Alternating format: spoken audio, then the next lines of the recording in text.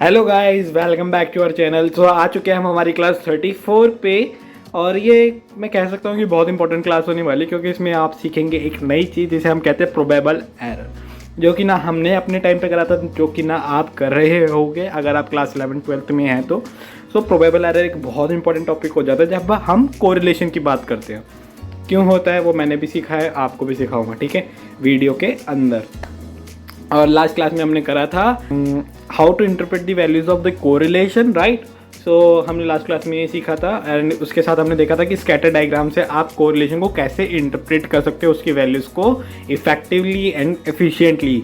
सो वो थी हमारी class number 33, how to interpret the values of correlation. शायद से वो थी क्लास 7, और ये है class 8 in correlation series, and class 34 in basic statistics to advance statistics, है ना। सो चलो चलते हैं वीडियो के अंदर। उससे पहले कर दो like, subscribe, share and comment, right. तो चलिए।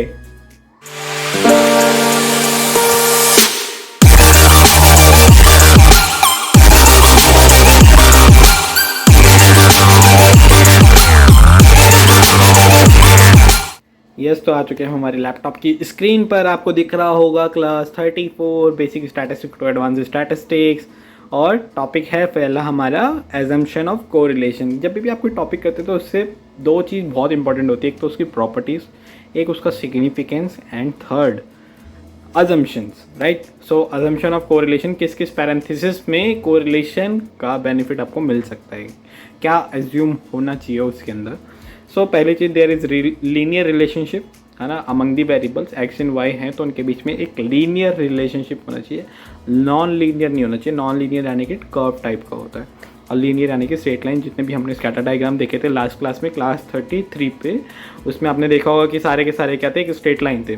सो दे सेकंड, आज की क्लास बड़ी होने वाली है तो इसलिए हम अजम्पशंस को फटाफट करते हैं ताकि हम प्रोबेबल एरर पे जा सकें।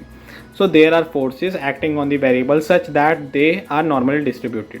तो ये क्या कहना चाहता है, ये कहना चाहता है कि जैसे कि आपके वेरिएबल्स हैं एक्स एंड वाई, तो उनके ऊपर कुछ फोर्सेस होती हैं, है ना। जैसे कि आप मार्केट में कोई प्रोडक्ट लेते हैं तो forces are demand and supply, है ना। सो डिमांड एंड सप्लाई अपना पढ़ा होगा 11-12 में। तो क्या होता है कि मार्केट फोर्सेस कहते हैं उन्हें, और वो इक्विलिब्रियम पे अपने आप ले आती हैं प्राइस को और क्वांटिटी को, ठीक है। So there are forces acting on the variable such that they are normal distributed. So जो फोर्सेस हैं जो वेरिएबल्स के ऊपर हैं, एक्स एंड वाई हमारे वेरिएबल्स हैं, और उन पे जो फोर्सेस हैं उनका जो इम्पैक्ट है वो क्या होना चाहिए, नॉर्मली डिस्ट्रीब्यूटेड होना चाहिए। मतलब कि मीन, मोड एंड मीडियन हमारे इक्वल होने चाहिए उस फोर्सेस के, उन एरियाज के, उन फोर्सेस के, उन पैरेंथेसिस के, ठीक है।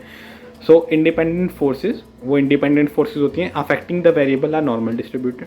वो हमारे क्या होना चाहिए, नॉर्मल डिस्ट्रीब्यूटेड होने चाहिए। जो फोर्सेस हमारा अफेक्ट कर रही है वेरिएबल, वो नॉर्मल डिस्ट्रीब्यूटेड होना चाहिए, यानी कि mean, mode and median should be equal of किसके, फोर्सेस के।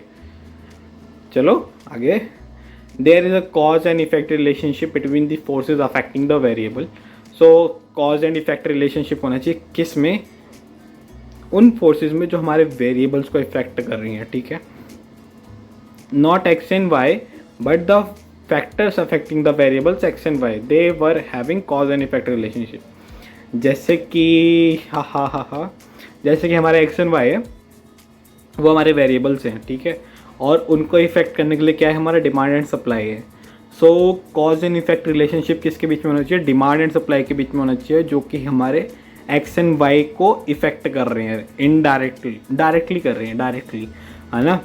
सो कॉज एंड इफेक्ट रिलेशनशिप में किस में होना चाहिए, कॉज एंड इफेक्ट रिलेशनशिप किस में होना चाहिए, फोर्सेस में जो कि हमारे वेरिएबल्स को इफेक्ट कर रहे हैं। Not X and Y but the factors, उन फैक्टर्स में जो कि अफेक्ट कर रहे हैं हमारे वेरिएबल्स को, फैक्टर्स उनमें जो वेरिएबल्स को अफेक्ट कर रहे हैं। चलो आगे एग्जांपल से देखते हैं, इजी हो जाएगा। Let suppose x equal to the income, है ना, y equal to the height of certain individual, है ना। सो x क्या है, x के लिए कुछ फैक्टर्स होंगे जिससे इनकम इफेक्ट हो रही है, तो F1 ले लेते हैं, set of factors affecting income, and Y के लिए F2 फैक्टर्स ले लेते हैं जो कि इंडिविजुअल की हाइट को अफेक्ट करती है। वैसे देखा जाए तो डायरेक्टली और इनडायरेक्टली आपको पता चल गया होगा कि कोई कोरिलेशन नहीं होता इनकम एंड हाइट के बीच में, राइट। है ना। बट F1 एंड F2 क्या डिफरेंट डिफरेंट फैक्टर्स हैं। सो क्या आपको लग रहा है कि जो इनकम के फैक्टर्स हैं वो कोरिलेटेड हो सकते हैं किससे, जो हाइट के फैक्टर्स हैं, या फिर इन दोनों के बीच में कोई कोरिलेशन हो सकता है? क्या हाइट के फैक्टर इनकम के फैक्टर को किसी तरीके से अफेक्ट कर सकते हैं, या फिर क्या इनकम के फैक्टर हाइट के फैक्टर्स को अफेक्ट कर सकते हैं? किसी भी वे से नहीं कर सकती है ना। तो कोई कॉज एंड इफेक्ट रिलेशनशिप नहीं है। So there is no cause and effect relationship between F1 F2। In this case correlation is not applicable. इस केस में क्या होगा, कोरिलेशन एप्लीकेबल नहीं होगा। नेक्स्ट आ चुके हैं हम प्रोबेबल एरर पे, जो कि हमारा इस वीडियो का मेन कंटेक्स्ट है। ठीक है, सो प्रोबेबल एरर क्या होता है, एग्जाम्पल पहले देखेंगे इसका बैकग्राउंड, फिर क्यों चाहिए हमें प्रोबेबल एरर ये देखते हैं पहले। सो प्रोबेबल एरर को हम PE भी कह सकते हैं, probable error of correlation coefficient. नाम से पता चल रहा है कि कोरिलेशन कोफिशिएंट में कोई एरर हो सकता है ना। क्या हो सकता है, एरर हो सकता है। तो पॉपुलेशन होती है हमारी, हमने पढ़ा था पहले क्लास में कि पॉपुलेशन होती है, उसमें से हम सैंपल डिराइव करते हैं। सैंपल्स विल बी डिफरेंट, है ना। अगर हम अलग अलग टाइम पे लेते हैं डिफरेंट हो सकते हैं, या आइडेंटिकल सैंपल नहीं हो सकते। सो ये X एंड Y हमारी पॉपुलेशन है, हमने सैंपल लिया है S, और हमने सैंपल का कोरिलेशन निकाला है। ठीक है, किसका निकाला है, सैंपल का कोरिलेशन कोफिशिएंट निकाला है, R of XY equal to 0। तो हमारे पास है no correlation. But this might be the case that there is some significant relationship और सम इनसिग्निफिकेंट रिलेशनशिप, राइट। कुछ सिग्निफिकेंट रिलेशनशिप भी हो सकता है, कुछ इनसिग्निफिकेंट रिलेशनशिप भी हो सकता है, क्योंकि population is such a big thing that we cannot study the whole population for some result. So we derive some samples, है ना। तो samples में भी different and the analytics or the different prospect of samples pertaining those values of population might give us different results, है ना।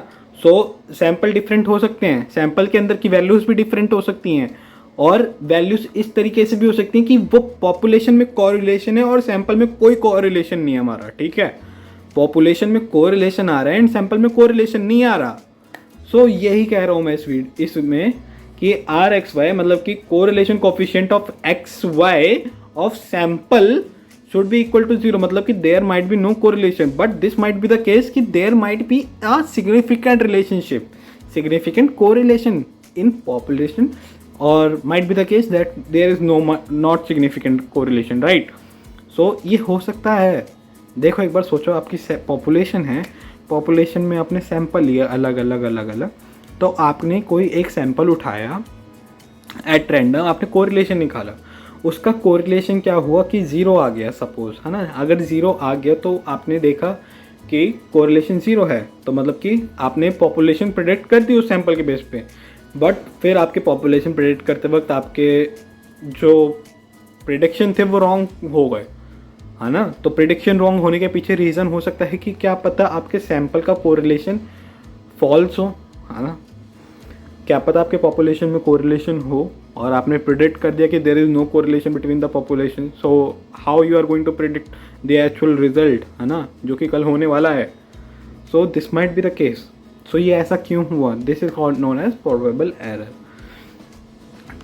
तो to see whether actually in the population the values are correlated और not, we use the concept of probable error and here इसलिए यहाँ पे probable error आया है। ठीक है, प्रोबेबल एरर का बर्थ इसलिए हुआ है कि to see whether the population is correlated और नॉट। ठीक है, चलो, how to check whether the correlation coefficient is significant और not is done using the concept of probable error. यही बोला है कि अब जल्दी हो जाएगा सब कुछ, क्योंकि आपको अगर कंसेप्ट समझ में आ गया, अगर नहीं है तो वापस जाके देख लो बैक करके, है ना, 10 सेकेंड 20 सेकेंड स्किप करके देख लो। लेकिन अगर कंसेप्ट समझ में आ गया तो वीडियो खत्म हो जाएगी। How to check whether the correlation coefficient is significant और नॉट। कैसे चेक करेंगे कोरिलेशन कोफिशिएंट हमारा सिग्निफिकेंट है या नहीं है। दैट इज़ डन, कैसे होता है कि वो हम प्रोबेबल एरर का कंसेप्ट यूज़ करते हैं उसके लिए। सो प्रोबेबल एरर का कंसेप्ट यूज़ करने के लिए हम किसका प्रोबेबल एरर निकालेंगे, कोरिलेशन कोफिशिएंट का, क्योंकि हमारे कोरिलेशन कोफिशिएंट में ही एरर आया है ना। अकॉर्डिंग टू अस हमारे कोरिलेशन कोफिशिएंट में एरर आया है। So probable error of correlation coefficient equal to some value which is 0.6745, right? Into में multiplied by 1 minus r square. R square is the correlation coefficient का square divided by n. n क्या है हमारा? Number of observation of population ले रहे हैं यहाँ पे, है ना, कैपिटल एन लिखा है तो number of observation of the population. So correlation coefficient यहाँ पे लिख रखा है n equal to the number of population observation, r equal to the value of correlation coefficient, right. Next, अब जब इसकी वैल्यू है तो इसके भी कुछ रेंज होगी, ठीक है. So based on probable error we make decision if it is satisfy these rules. अगर प्रोबेबल एरर के बेस पे हम डिसीजन कब लेंगे? जब ये हमारे रूल सेटिस्फाई होते हैं. तो 3 से 4 रूल है ना, 3 to 4 रूल है. तो देख लेते हैं. एक तो है हमारा कि R हमारा क्या है, PE से कम है, मतलब कि PE आया, PE क्या है 0.6745 into 1 minus r square divided by root of n. n क्या है? Population observation, right. सो अगर हमारा correlation coefficient is less than the probable error of correlation coefficient then we say that the correlation is not significant. अब जब हमें पता चल गया कोरिलेशन नॉट सिग्निफिकेंट है तो मतलब कि कोरिलेशन नहीं है. If correlation coefficient is less than the probable error we say that there is no correlation among the variable or there is no association between the variables, right. Second आता है R is greater than 6 into PE. अगर हमारा correlation coefficient greater than है 6 times probable error, है ना, तो हम कहेंगे कि significant है, ठीक है. क्यों है? If correlation coefficient is 6 times probable error, हम कहते हैं कि there is association between the variables or there is correlation between the variables of population, right. So ये सेकेंड रूल है हमारा और this is the third rule और ये इंपॉर्टेंट रूल है मेरे according. The population correlation coefficient जिसे हम कह रहे हैं हम क्या कह रहे हैं, सैंपल के कोरिलेशन कोफिशिएंट को हम दिखाते हैं R से, ठीक है, small r. And population correlation coefficient को हम किससे दिखा रहे हैं? रो से. लेकिन अब आपके मन में आ रहा होगा कि हम पॉपुलेशन कोरिलेशन को क्यों करें मेजर, ठीक है. तो और कैसे पॉसिबल है कि हम पॉपुलेशन को स्टडी कर सकें? तो फिर पॉपुलेशन को स्टडी नहीं कर सकता है ना. तो पॉपुलेशन कोरिलेशन कोफिशिएंट की हम एक रेंज निकालते हैं और वो रेंज भी इससे ही पॉसिबल है, प्रोबेबल एरर से. तब इसका नाम प्रोबेबल एरर है. The population correlation coefficient if lie between R plus minus PE, मतलब correlation coefficient plus minus probable error. So ये कैसे लिखते हैं? Rho equal to R plus minus PE, ठीक है. ये लिख दिया हमने R plus minus PE. If correlation coefficient found to be significant, अगर हमारा कोरिलेशन कोफिशिएंट को हमने सिग्निफिकेंट फाउंड करा then we can get an idea of the range in which the population correlation coefficient is expected to rank, ठीक है. पहले हमें इसके लिए सेटिस्फाई करना पड़ेगा सेकेंड रूल जो कि है हमारा सिग्निफिकेंट रिलेटेड, ठीक है.